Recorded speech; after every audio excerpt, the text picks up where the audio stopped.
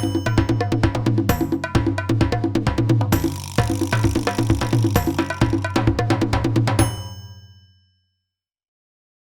everyone, in this video I'll be playing through the initial grade guitar or classical guitar scales, which is G major followed by the arpeggio and A minor followed by its arpeggio.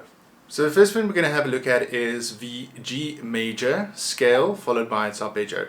Remember, G major starts on the third string and we are going to start with open. So it's going to be the open string, and remember we're going to alternate. We're going to play I-M, I-M. G, A, B, C, D, C, B, A, G, G, B, D, B, G.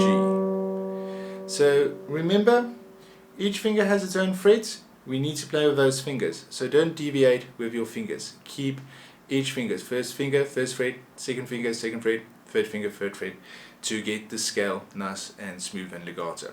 For A minor, start with A, so we're going to press down, third string, second fret, A, B, C, D, E, D, C, B, A, followed by the arpeggio, A, C, E, C, A.